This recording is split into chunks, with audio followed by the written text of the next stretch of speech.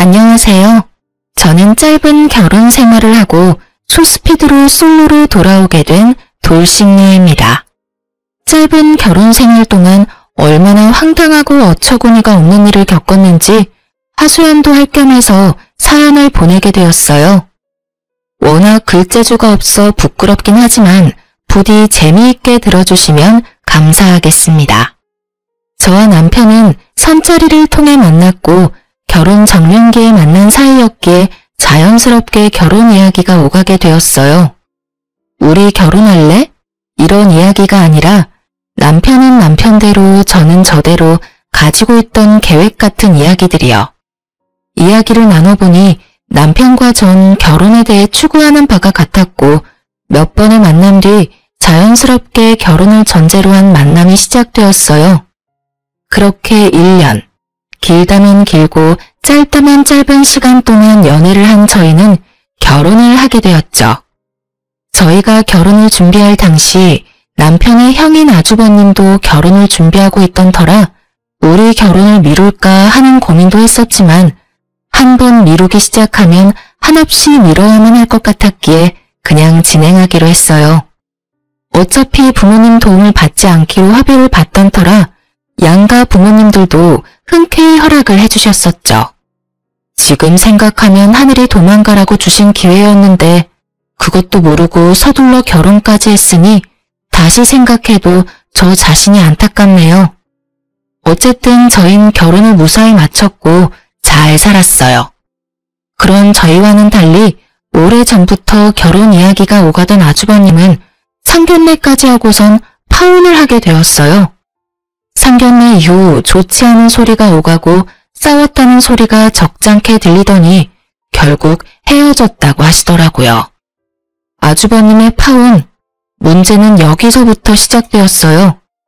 파혼을 하게 된 아주버님은 외롭다는 말도 안 되는 이유로 저희의 신혼집을 자주 오기 시작했고 숨쉬듯 자연스럽게 부부 사이에 눈치도 없이 끼어 시간을 보내려고 하더라고요. 그것도 한두 번이지 웃으면서 넘길 수 있는 횟수가 넘어가고 급기야 일주일에 5번을 오는데 결국 전 폭발하고야 말았죠. 자기야, 이야기 좀 해. 왜? 무슨 일 있어? 화난 것 같은데? 나 지금 화났어. 그것도 아주 많이. 왜? 무슨 일이길래 그렇게까지 화가 났어? 몰라서 물어? 아주버님, 당신 형, 너무 자주 오잖아. 한 달에 한두 번도 뜨악할 일인데 일주일 5번은 해도 너무하잖아. 나 정말 불편해. 신우이가 온다고 해도 불편한데 하물며 아주버님은 남자잖아. 내가 얼마나 불편하겠어?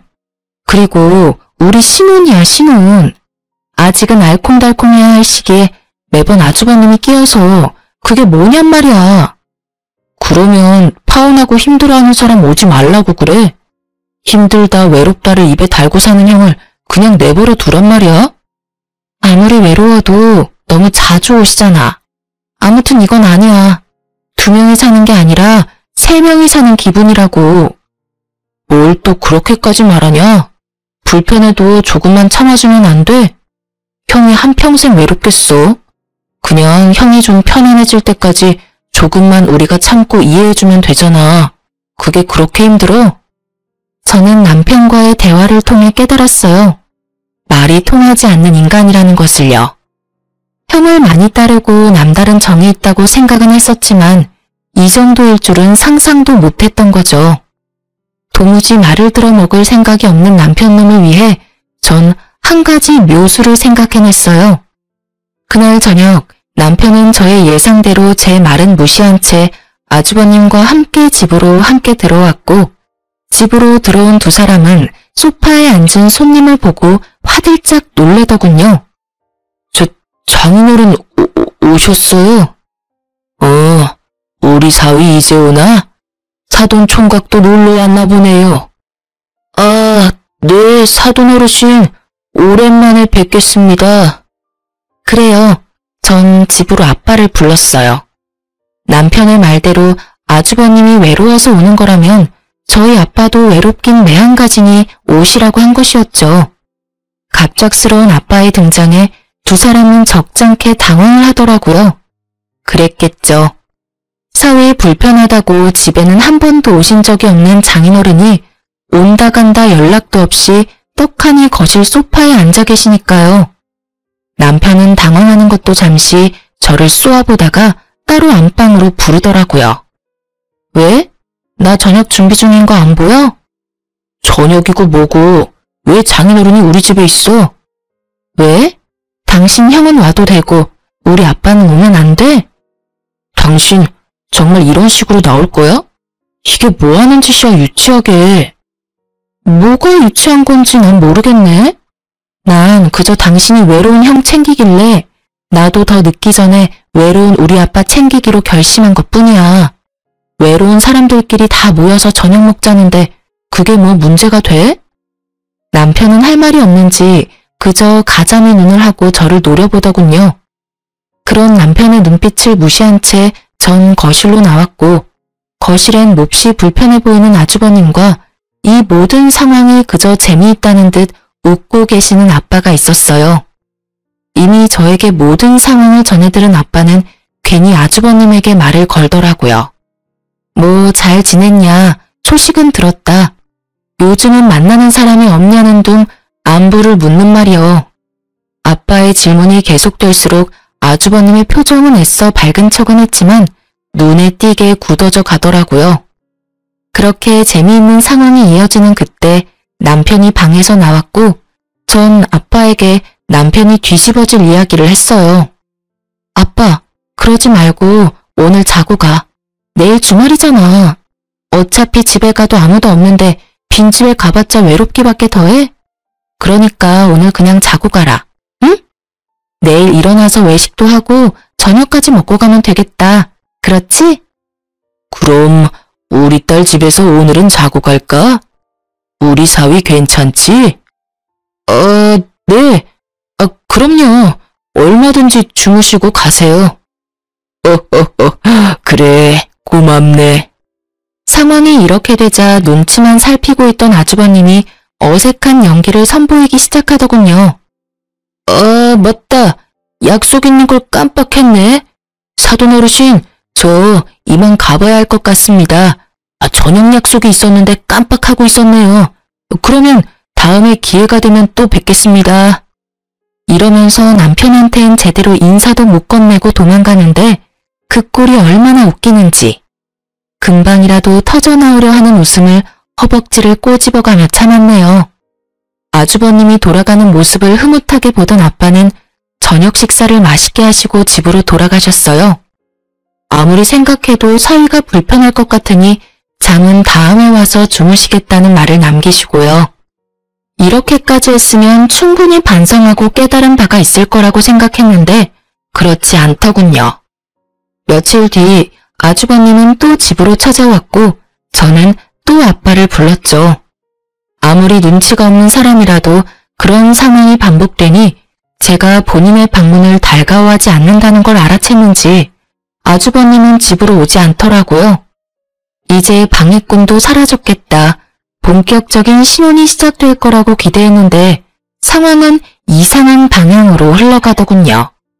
집으로 오지 못하는 상황이 된 아주버님은 남편을 밖으로 불러내기 시작했고 저희의 또 다른 싸움이 시작되었죠.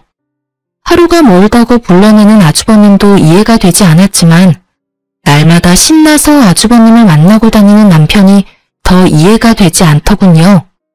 자기 가족이 그렇게 중요하면 왜 나랑 결혼까지 해서 날 이렇게 외롭게 만드나 이런 생각도 들었어요. 결국 점점 늦어지는 남편을 지켜보던 저는 2차 폭발을 하고 말았죠. 그날은 12시가 되기 5분 전 문을 열고 들어오는 남편을 보는데 머리 끝까지 화가 나더라고요. 그래서 전 소리를 냅다 질러버렸어요. 지금이 몇 시인 줄 알아? 또 아주버님 만났니? 그럼 내가 이 시간까지 누굴 만났겠어. 형이랑 저녁 먹고 이런저런 이야기하다 보니까 늦었네. 많이 기다렸어? 화가 머리끝까지 난 저와는 달리 남편의 표정과 말투는 평온하기 그지없었고 전 여기에서 더 흥분해봤자 저만 손해라는 생각에 긴 한숨을 쉰 후 말을 이어나갔어요. 그래봤자 결국 따지는 꼴이 되긴 했지만요. 여보, 당신이 생각해도 너무하다는 생각 안 해? 많이 기다렸냐고? 나 요즘 집에 와서 하는 일이 당신 기다리는 일뿐이야. 회사 일이 바빠서 매일같이 야근한다고 해도 섭섭할 것 같은데 당신은 당신 형이랑 노느라고 매일 이렇게 늦는 거잖아. 당신 이럴 거면 왜 나랑 결혼했어? 서로 한시라도 떨어지기 싫어서 매일 헤어지는 게 싫어서 결혼한 거 아니야? 그래서 한 결혼인데 왜 난 매일매일 외로워? 왜 이렇게 외로운 거냐고. 아주버님이 당신 친구도 아니고 그렇게 외로우시면 아주버님도 친구도 만나면 되잖아. 왜 하루가 멀다고 당신만 찾아? 난 있잖아. 도저히 이 상황이 이해도 안 되고 이 상황을 어떻게 받아들여야 하는지 모르겠어. 따지는 꼴이 되긴 했지만 전 최대한 감정적이지 않게 말하려고 애썼어요. 싸우려는 목적의 대화가 아닌 이 상황을 슬기롭게 풀기 위한 대화였으니까요. 하지만 남편은 이런 저의 의도와는 다르게 버럭 화를 내며 저를 나무라기 시작하더군요. 그러면 어떻게 해? 결혼하려다가 파혼했다는 소문이 친구들 사이에 다 퍼져 쪽팔려서 못 만나겠다는데. 파혼이 자랑할 만한 일이 아니란 건 저도 잘 알고 있습니다. 하지만 그런 이유로 한 가정의 가장이 된 동생을 날마다 부르는 게 제정신 박힌 사람이 할 짓인가요? 심지어 친형이? 말도 되지 않는 이유도 기가 막히는데 더 기가 막히는 말을 하기 시작하더군요. 당신이 우리 형이 집에 오는 것만 방해하지 않았으면 이런 일도 없었잖아. 나도 날마다 밖에서 형이랑 밥 먹고 시간 보내는 거 피곤해. 나라고 뭐 마냥 좋은 줄 알아? 그러게 누가 장인어른 내세워서 그딴 짓 하래? 이런 걸 보고 자업자득이라고 하는 거야. 알겠어? 이게 전부 내 탓이라고? 애초에 아주버님이 우리 집에 날마다 찾아오지만 않았어도 이런 일은 없었어. 어디서 모함질이야? 전 결국 참았던 화를 분출해버렸고 남편은 더는 말도 하고 싶지 않다며 방으로 들어가 버리더군요. 정말 그 순간 남편을 따라 들어가서 당장 이혼하자고 해버리고 싶은 걸 겨우 삼켰습니다. 그놈의 사랑이 뭔지. 이혼을 하기엔 그때까진 저는 남편을 너무 사랑했고 결혼한 지 얼마 되지 않았으니 맞춰가는 과정이라고 생각도 했던 것 같아요. 왜 그런 생각을 했는지 지금은 이해가 되지 않지만 그땐 그랬어요. 그 뒤로도 저희 싸움의 주된 원인은 아주버님이었고 그 싸움은 점점 잦아졌어요. 그러던 어느 날 저의 분노는 완전히 터지고 말았고 제 입에선 결국 참았던 이혼이 튀어나오고야 말았죠. 비록 이혼하자가 아니라 이혼이야 하는 경고성이 가득한 말이었지만 저에겐 마지막 경고와도 같은 것이었습니다. 그날도 남편은 아주버님과 저녁을 먹고 들어오겠다며 문자를 보내왔고 전 제 할 일을 하며 남편을 기다렸어요. 하지만 남편은 돌아오지 않았고 아침 해가 뜰 때까지도 남편은 오지 않더군요. 연락도 없이 외박이라니. 그쯤 되니 오기가 생겼고 저도 연락은 하지 않고 기다렸어요. 그렇게 기다리고 기다리던 남편은 정오가 넘어서야 집으로 뭉구적거리며 들어왔고 전 그야말로 터지고 말았어요. 야, 너 진짜 미쳤어? 네가 제정신이야? 외박? 미쳤지 미쳤어. 당장 어디서 뭘 했는지 설명하지 못해? 노발대발하던 저의 모습에 남편은 우물쭈물 눈치만 살피고 있더군요. 이 새끼를 어떻게 해야 하나 깊은 고민에 빠져드는 그 순간 시모에게 전화가 왔습니다. 아가, 아범 잘 들어갔니? 어제 아범이랑 네 아주버님이랑 우리 집에서 밥 먹고 술을 한잔 했는데 그만 잠이 들었지 뭐니. 나도 먼저 잠들어서 오늘 아침에야 둘 다 여기서 잠든 걸 알았어. 아침에 너한테 연락한다는 게 애들 밥 챙기다 보니까 깜빡해버렸어. 걱정 많이 했지? 내가 진작 연락을 했어야 했는데 늙으면 이렇게 깜빡깜빡 한다니까.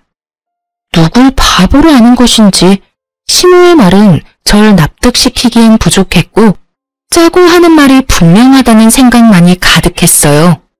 그렇다고 따지고 들자니 증거가 없더군요.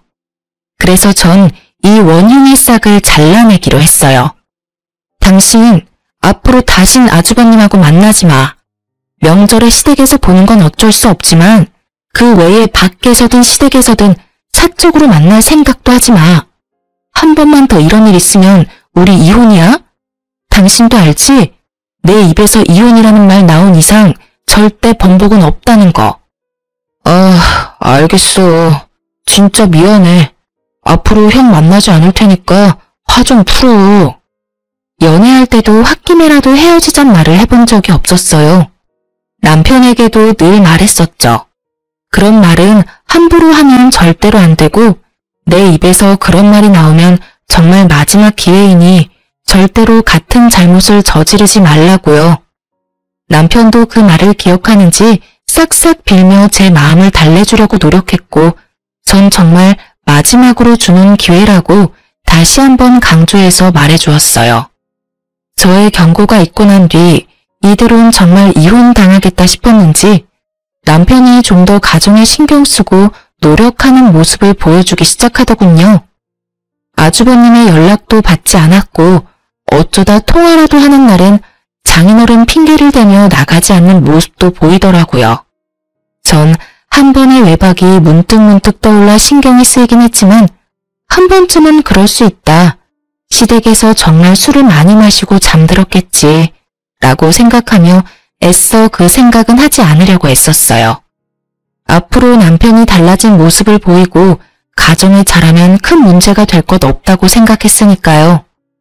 그렇게 몇 달 남편은 저에게 충실했고 그야말로 100점짜리 남편이었어요. 전 다시 남편에게 조금씩 신뢰라는 것이 쌓여갔고 그 무렵 남편은 일이 바빠져 늦기도 했지만 저녁 10시를 넘기는 일이 없었기에 그런가 보다 하며 다른 쪽으론 의심하지 않았어요. 전 너무나도 안일하게 일상을 보내고 있었던 것이었어요. 그러던 어느 날 저에게 청천벽력 같은 일들이 한꺼번에 일어났어요. 그 당시 제가 다니던 회사 사정이 어려워져 인원 축소에 들어가게 되었고 유부녀인 저는 권고사직 1순위 대상자가 되었죠.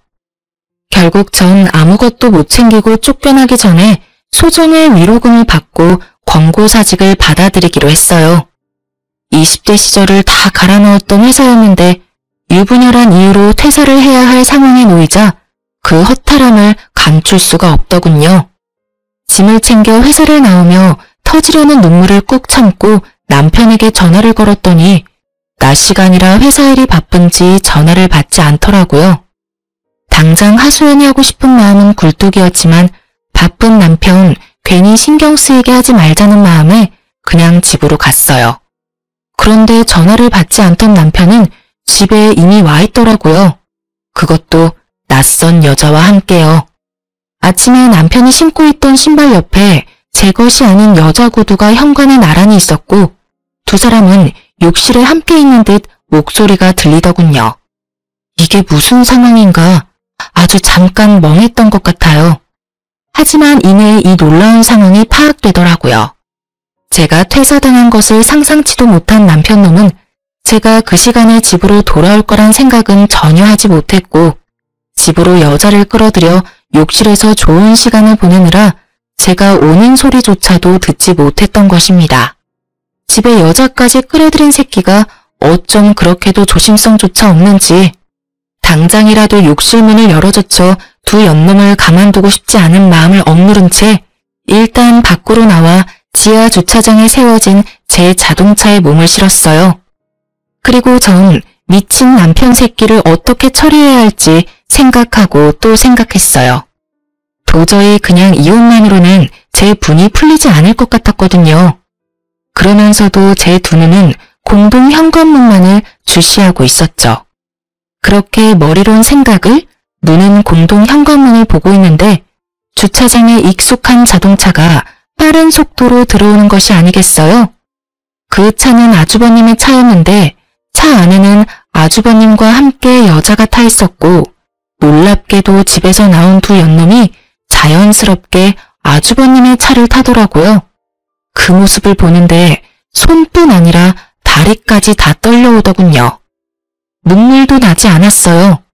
그저 머릿속에 이 치욕감과 배신감을 어떻게 되갚아줘야 두 발 뻗고 잘 수 있을까?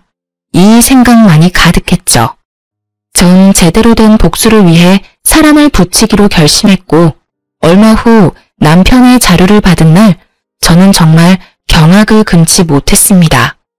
사건의 전말은 이러하더군요. 아주버님과 어울려 다니던 남편은 업소를 비롯해 나이트도 다니기 시작했고 나이트에서 만난 유부녀와 외도를 저지르고 있었던 것이었어요. 그런 미친 짓을 하는 남편놈의 곁엔 아주버님이 늘 함께였고 아주버님 역시 행실이 대단히 더럽더라고요. 집까지 끌어들인 여자는 나이트에서 만난 유부녀였고 아주버님 차에 타고 있던 여자와 상간녀는 서로 친구 사이로 그 여자 역시 유부녀였어요. 끼리끼리 잘 놀다가 끼리끼리 잘 만났다는 생각이 들면서 앞으로의 복수 계획이 눈앞에 펼쳐지더군요. 일단 전 흥신소에서 알려준 두 여자의 남편에게 연락을 해 상황 설명을 하며 만나자고 했어요. 두 남자는 저를 의심하면서도 약속 장소로 나왔고 전 두 남자에게 제가 받은 사진들을 보여주며 현재 내 남편과 아주버님이 누굴 만나고 어떤 짓을 하고 있는지 알려주었어요. 그러면서 한 가지 간곡한 부탁을 했어요. 이제 제 말 믿으시죠? 사진을 보셨다시피 지금 상황이 꽤 경악스러워요. 저도 처음에 모든 사실을 알았을 땐 믿기지도 않았고 믿고 싶지도 않았는데 애석하게도 이게 현실이더라고요.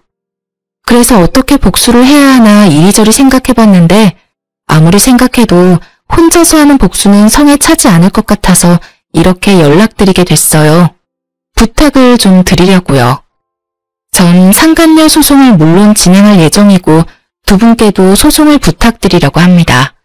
제 남편 그리고 아주버님한테 상간남 소송 꼭 좀 해주세요. 부탁드립니다. 저의 부탁에 두 남자는 굳이 부탁까지 하지 않아도 당연히 소송을 하려고 했다며 흔쾌히 저의 뜻에 따라주기로 했습니다. 그렇게 약속을 받아낸 저는 지체하지 않고 점심시간에 맞춰 남편의 회사 앞에 찾아갔어요. 저의 예상대로 사람들이 줄지어 나오고 있었고 남편 역시 그 사이에서 모습을 드러내더라고요. 저를 발견한 남편은 반가운 얼굴을 하며 달려왔고 전 준비된 말을 했어요. 여보, 회사 앞까지 무슨 일이야? 밥은? 점심 같이 하려고 왔어? 점심 같은 소리 하네. 이혼하자고 말하려고 왔어. 우리 이혼하자. 뭐? 이혼? 갑자기 무슨 이혼이야. 말을 알아들을 수 있게 해. 갑작스러운 이혼 통보로 당황하는 놈을 이해시키기 위해 그 발칙한 얼굴 위로 상간녀와 남편놈의 다정한 모습이 찍힌 사진들을 뿌려주었어요. 그러자 그 사진들이 뭔지 알지도 못하는 남편놈은 되레 화를 내더군요. 이게 무슨 짓이야? 너 진짜 미쳤어? 갑자기 찾아와서 이혼 타령을 하지 않나? 이건 또 뭐 하는 짓이야? 나한테 소리치기 전에 바닥에 떨어진 사진 구경이나 해. 그러고 나서도 나한테 할 말이 있다면 그때 짓거려 보든가. 아마 할 말은 없을 테지만 말이야. 제 말에 남편은 바닥으로 시선을 떨구었고 사진을 살펴보던 남편의 눈썹이 파르르 떨리더군요. 제가 예상했던 대로 어느새 저와 남편 주변엔 많은 구경꾼들이 몰려들었고 남편은 주변 소음에 아차 싶었는지 저에게 뭐라고 변명할 정신도 없이 바닥에 떨어진 사진들을 미친 듯이 줍기 시작하더군요. 허겁지겁 줍는 꼴이 얼마나 한심하고 꼴 같지도 않던지. 전 그 길로 집으로 돌아왔고 비밀번호를 바꿔버렸어요. 모든 것이 밝혀진 이상 더는 그놈과 한 집에 있을 필요가 없었으니까요. 어느새 남편의 퇴근 시간이 지나고 그렇게 오라고 애원해도 오지 않던 남편놈은 아주 칼퇴근을 하고선 집으로 돌아왔더라고요. 비밀번호를 누르는 소리와 문을 두드리는 소리가 번갈아가며 들려왔지만 당연히 전 문을 열어줄 생각이 없었고 조용하다 싶었던 남편은 시댁으로 갔는지 시모에게서 전화가 오기 시작하더군요. 그 역시 상대할 가치가 없다고 생각한 저는 시모 전화도 무시했고 그 후로도 시댁의 모든 연락에 무시로 일관했어요. 그렇게 전 연락은 절대 받지 않으며 바쁘게 지냈습니다. 변호사도 선임하고 혹시 모를 상황을 대비해 소송 준비도 시작했죠. 변호사분 말씀으론 증거가 워낙 확실해 걱정할 것 없다고 했지만 뭐든 확실한 게 좋았던 저는 준비한 자료들을 확인하고 또 확인했어요. 그날도 마찬가지로 변호사분과 만나 이혼과 소송에 관해 이야기를 나누고 집으로 돌아왔는데 글쎄 저희 집 도어락이 다 뜯겨 있더라고요. 처음엔 도둑이 들었나 싶었어요. 처참하게 뜯긴 도어락을 보는데 집에 들어가기가 꺼려지더라고요. 경찰에 신고를 하려는 순간 뜯긴 도어락 구멍 사이로 낯익은 신발들이 보이더라고요. 전 설마 하는 마음으로 집으로 들어갔고 그 설마는 저희 집 거실에 현실이 되어 있더군요. 모두 예상하시다시피 시모와 남편 그리고 아주버님까지 제 집인 양 소파에 앉아 절 기다리고 있더라고요. 정말 이게 무슨 상황인가 싶으면서도 어이가 없더라고요. 문이 잠겨 있어 열지 못하면 돌아가거나 얌전히 기다려야 하는 게 상식 아닌가요?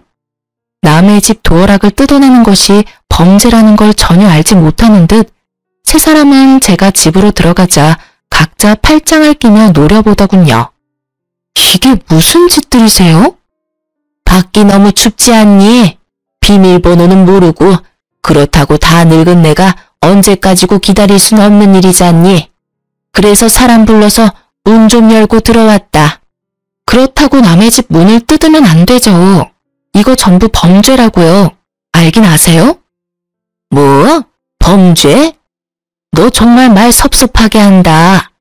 에휴, 일단 흥분을 가라앉히고 좀 앉아보렴. 당장 경찰을 불러야 하나 하는 고민도 있었지만 문득 무슨 말을 하려고 저리도 당당한 표정인가 싶어 대화라는 걸 해보기로 했어요. 당당한 얼굴을 한 시모의 입에서 나오는 말은 뻔뻔하기 그지없더라고요. 내 이야기 다 들었다. 네 마음이 어떨지는 같은 여자인 내가 잘 알아.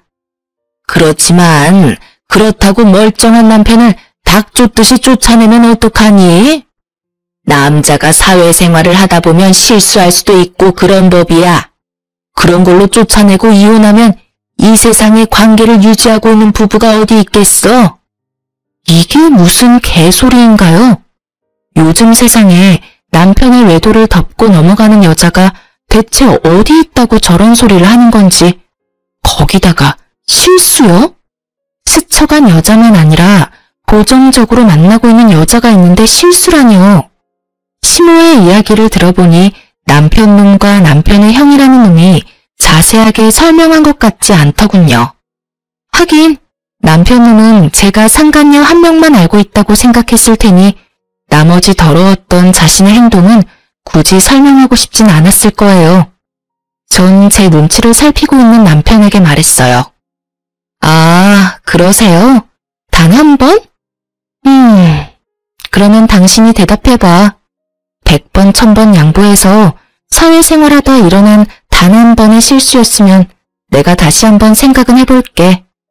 정말 모든 걸 다 걸고 단 한 번뿐인 실수가 맞아? 남편 놈은 제가 모든 거를 알고 있다는 사실을 모른 채 기다렸다는 듯 타이밍 좋게 눈물까지 글썽이며 준비한 대사를 뱉어내기 시작하더라고요. 그 모습을 보는데 정말 구역질이 다 나더군요.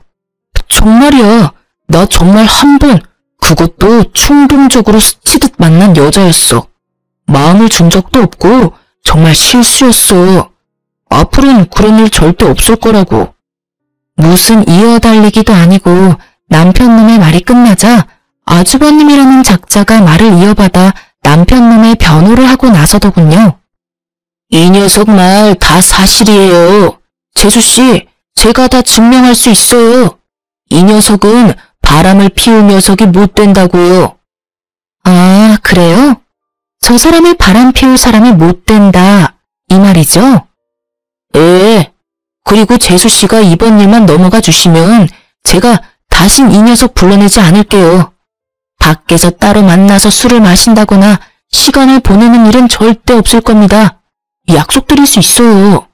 각서 쓰라고 하시면 각서도 쓸 수 있어요. 이런 와중에도 당당한 시모와 금방이라도 내게 무릎을 꿇고 싹싹 빌 것만 같은 두 남자를 보고 있자니 어이가 없어 웃어버렸어요. 그렇게 소리내어 웃자 세 사람은 절 무슨 미친 여자 보는 듯이 쳐다보더라고요. 아, 이 어이없는 연기를 보고 있는데 어이가 없기도 하고 미치고 팔짝 뛰겠어서 웃음이 다 나네요. 그럼 이제 이것 좀 보시면서 이야기 나눌까요? 전 준비된 사진을 가지고 와 시모에게 한 장 한 장 보여주며 정성스레 설명까지 해주었죠. 천천히 나열되는 사진과 설명에 시모의 얼굴은 점점 굳어지더라고요. 잘 보세요. 이건 지금 저 새끼가 만나는 여자랑 저 새끼의 다정한 사진. 아, 심지어 이 여자는 저희 집까지 들락날락한 여자예요. 아주 두 사람이 어찌나 좋아 죽던지 이혼할 마음을 그때 먹게 됐지 뭐예요. 아, 이 사진도 대박 아닌가요? 요즘 아주버님이 자주 만나는 여잔데 참고로 이 여자도 유부녀예요. 두 여자가 글쎄 친구 사이라네요.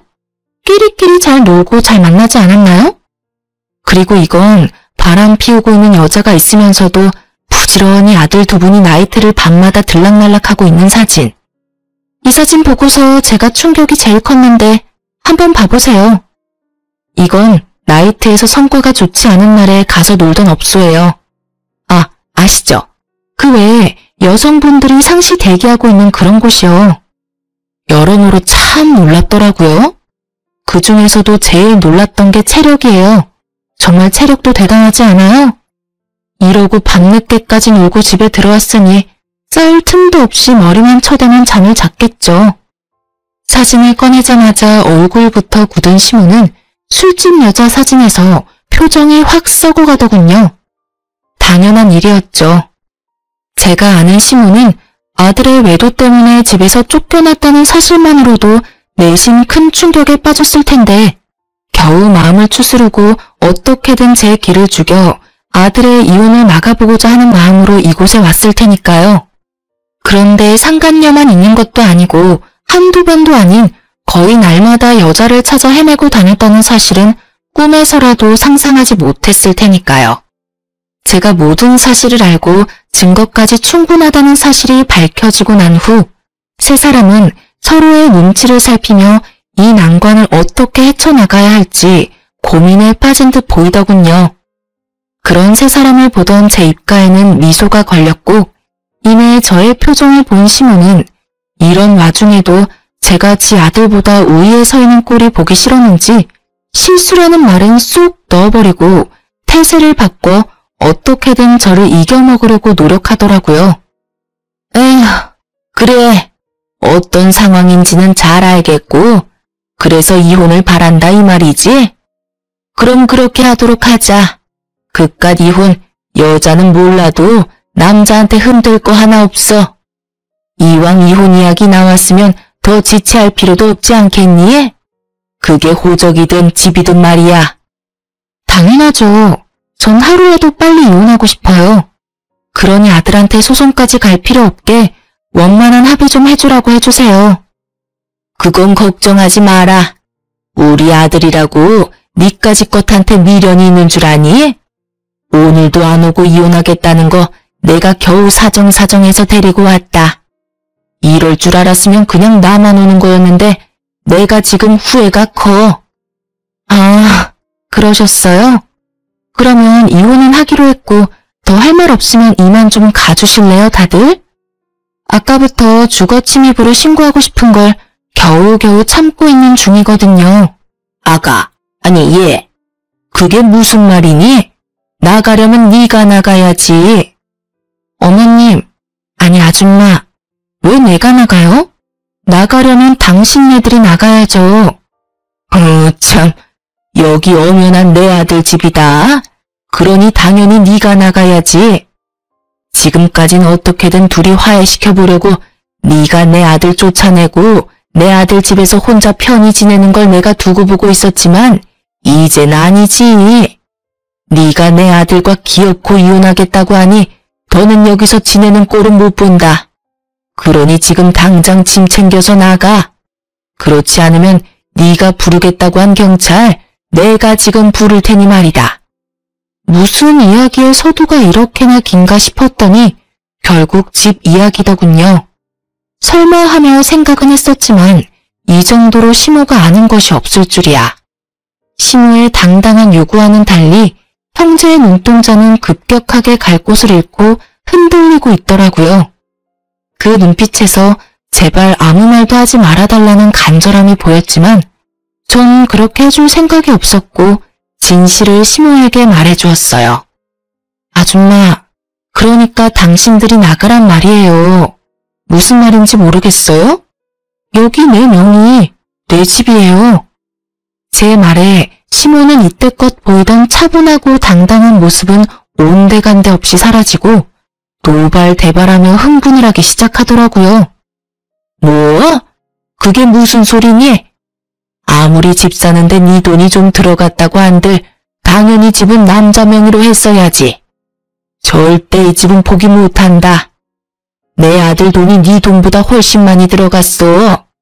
난 소송을 해서라도 집 지킬 테니 그런 줄 알아. 당연하지 않은 말을 당연하게 뱉고 있는 시모의 입에서 급기야 소송이라는 단어가 나왔고 전 굳이 제 입으로 말하기 싫었던 사실까지 말하게 되었어요. 아줌마, 잘 들으세요. 이 집에 아줌마 아들 돈은 땡전 한 푼도 안 들어갔어요.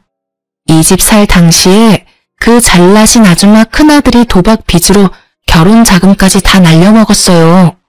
그래서 아줌마 둘째 아들이 자기 결혼 자금을 털어서 그걸 도와줬고요. 그러니 어떻게 했겠어요? 그때서야 파혼을 할 수도 없는 노릇이고 그냥 제가 가지고 있던 돈이랑 친정에서 조금 빌려서 제가 잔금 치렀어요. 그때 파혼을 해야 했는데 참 제가 후회가 깊네요. 맞습니다. 당시 살고 있던 신혼집은 전부 제 돈으로 마련한 제 명의의 집이었어요. 계약금을 치르고 잔금일을 3일 앞둔 날 남편이 돈이 없다고 하더라고요. 형이 도박으로 돈을 다 날려 결혼할 돈이 없어 결혼을 못하게 생겼다나 어쨌다나. 그래서 남편이 모은 돈을 형에게 다 빌려줬다고 하더라고요. 그 모은 돈은 잔금을 치를 돈이었는데 말이죠. 참 황당했죠. 어이도 없었고요. 이때 파혼을 고민하지 않았던 건 아니었어요. 파혼에 대한 고민을 엄청나게 했었어요. 계약금? 물론 계약금이 아까운 이유도 없진 않았겠죠. 하지만 제가 파혼을 하지 않고 결혼을 진행했던 건 단 한 가지. 남편을 사랑했기 때문이었어요. 그놈의 사랑이 뭐라고 이혼이라는 결과가 기다리고 있는 줄 알았다면 그때 파혼을 했을 텐데 제 한치 앞이 뻔히 보이는데도 불구하고 왜 앞날을 애써 무시했는지. 결국 저를 기다리는 한치 앞은 남편의 무관심과 외도뿐이었는데 말이죠. 어쨌든 전 남편에게 큰 돈을 쓸 땐 나와 꼭 상의하라는 당부와 함께 집 잔금을 제가 치렀고 그렇게 결혼을 하게 된 것이었어요. 그랬기에 저는 남편 놈이 형과 어울려 노는 꼴이 더욱 꺼려졌던 것인데 설마 동생 인생까지 망치기로 작정한 사람이 아니고서야 데리고 다니면서 애먼 짓을 하겠나 싶었더니 제 믿음의 결과가 결국 이런 것이 되어버렸습니다. 그때를 회상하니 저 자신이 더욱 한심해지더군요. 그래서 전 이번만은 절대 그냥 넘길 수 없다는 다짐을 하며 더욱 단호하게 남편에게 말했어요. 난 절대 타협이나 용서는 없어. 난 너한테 이때껏 분에 넘치는 기회들을 줬고 그 기회와 내 믿음을 다 망가뜨린 건 너야. 그러니까 이제 와서 뭘 어떻게 해볼 생각은 하지도 마. 아무 말도 하지 않는 남편과 저의 단호한 태도를 보고 모든 것이 진실임을 깨달은 시모는 두 아들에게 화를 내고선 집에서 나가버리더군요. 이 인간 같지도 않은 것들, 너희가 그러고도 인간이야? 어찌 이렇게 하나같이 모자랄 수가 있어? 바람 피운 것까지도 내가 뼈를 깎는 심정으로 이해하려고 해봤다. 그런데 뭐? 없소? 술집 여자, 유부녀? 너희가 제정신이야? 그리고 넌 놀라면 혼자 놀고 망하려면 혼자 망하던가. 네 도박 자금을 동생이 갚아줘? 동생 데리고 나이트를 다녀? 이 미친 것들아. 집에 올 생각은 하지도 마라. 알겠어? 시모가 나가고 나자 두 사람은 더는 남은 돌파구가 없다는 것을 깨달았는지 본격적으로 저에게 무릎을 꿇고 빌기 시작하더군요. 여보, 내가 이혼은 할게.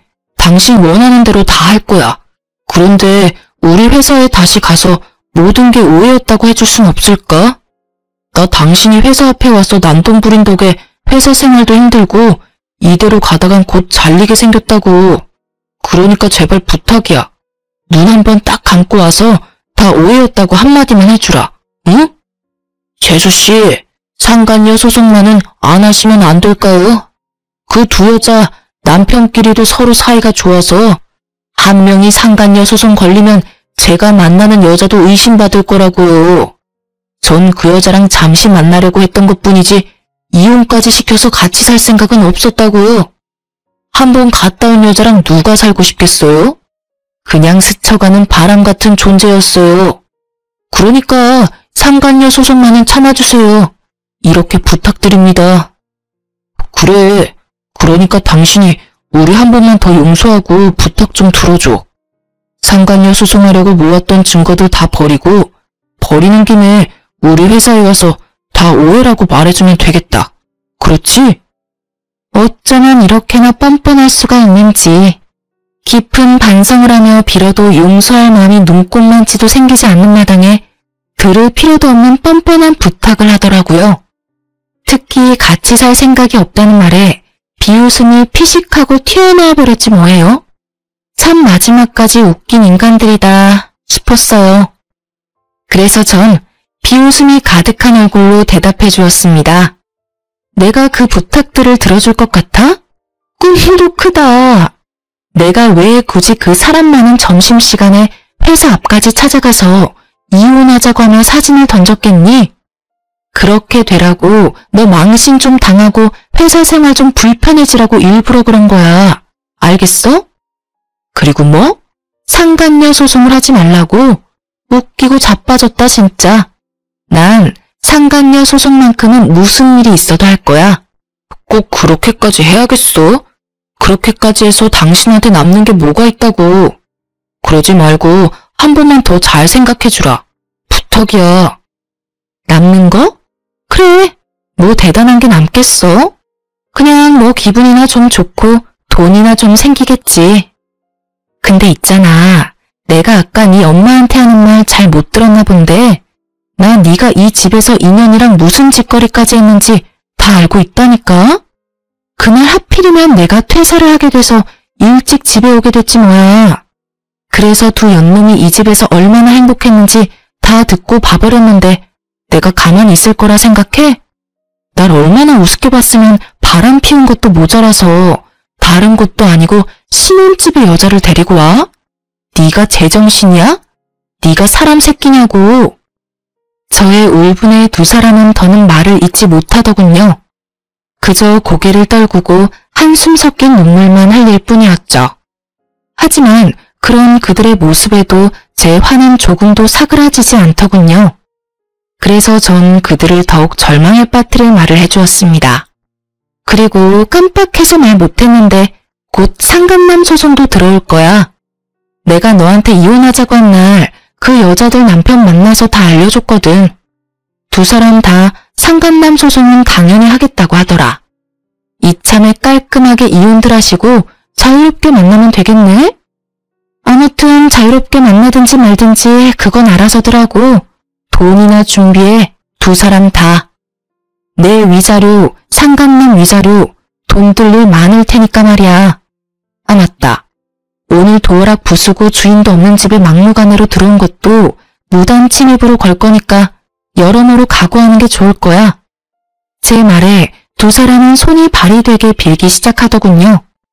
이미 제 손을 떠난 일인데도 불구하고 말이죠. 전 울고불고 하는 두 사람을 경찰에 신고했고 총알처럼 빨리 와주신 경찰관이 두 형제를 끌고 나감으로써 상황은 마무리되었네요. 그 뒤론 일사천리였어요. 이혼하는 데까지 시간이 걸리긴 했지만요. 이혼이란 게 이혼할 거라고 마음만 먹으면 금방 끝나는 줄 알았는데 그렇지 않더라고요. 이혼은 하겠지만 위자료는 줄 수 없다는 남편분 덕분에 소송으로 이어졌고 시간이 길어진 만큼 제가 원하는 결과는 얻어낼 수 있었습니다. 저는 총 4명에게 위자료를 받았어요. 전남편, 전남편의 형, 시모, 그리고 상간녀까지. 어찌되었든 이혼을 하게 되니 속이 말이 아니었는데 든든한 통장을 보니 치유가 되더라고요. 그야말로 금융치료였죠.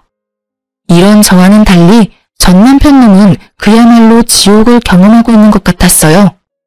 마지막으로 법원에서 만났을 당시 행색이 형편없는 것도 통쾌했지만 절 정말로 통쾌하게 했던 건 전남편의 말이었어요.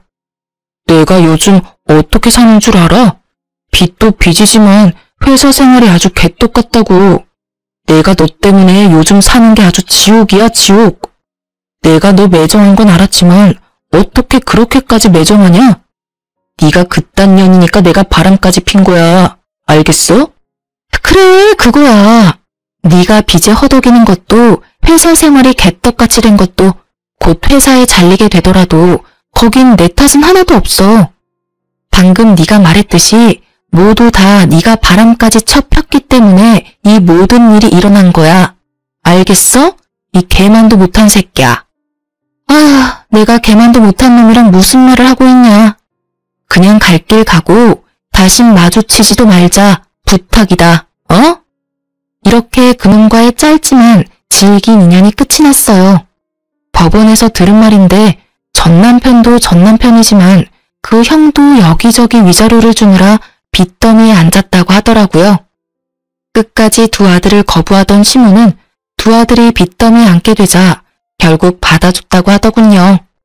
기껏 다 키워서 출가시켰던 아들들이 빚만 가득 안은 채 다시 돌아왔을 때의 그 심정. 경험해보지 않아도 노년이 아주 고달플 거란 것은 확실히 알겠더라고요. 거기에다가 회사까지 잘리게 되면 꽤 볼만할 것 같지 않나요? 요즘 전 꽤 괜찮게 살고 있어요. 짧은 결혼 생활로 이혼녀 딱지가 붙어버린 사실이 때론 좀 억울하긴 하지만 그런 생각이 들 때면 금융치료로 재빠르게 생각을 환기시켜주고 있어요. 그러면서 그 모든 걸 참고 살았으면 제 명예 살지 못했을 거라며 위안으로 삼고 있어요. 아, 취업도 했어요. 비록 아빠의 사업체이긴 하지만요. 지금은 격리 업무를 보고 있긴 하지만 곧 현장에도 투입되어 실무도 배우게 될 것 같아요. 아빠 사업체로 취업하며 집도 처분했고 시집을 가기 전과 마찬가지로 아빠와 함께 살고 있어요. 아무래도 이혼 후 제 상태가 불안정해 보이셨는지 외롭다는 핑계로 들어왔으면 한다고 하시더라고요. 그렇게 아빠와 다시 살게 된 저는 아빠의 잔소리가 심한 날엔 사춘기 소녀처럼 아빠와 투닥이기도 해요. 이혼하고 다시 집으로 돌아올 땐 아빠에게 상처 드린 만큼 더 잘할 거라고 다짐 또 다짐을 했었는데 정신 차려보면 아빠 잔소리에 도망치는 제 자신을 발견하네요. 하지만 입가에 옅은 미소가 걸리신 걸 보니 아빠는 즐기고 계신 것 같아 저도 이 또한 행복이라고 여기며 효도하고 살아보려고요. 하여튼 저는 아주 잘 지내고 있습니다. 이로써 저의 사연은 끝이 났네요. 이제 남은 업무 처리하러 돌아가 볼게요. 사연 들어주신 모든 분 감사합니다. 좋은 하루 되세요.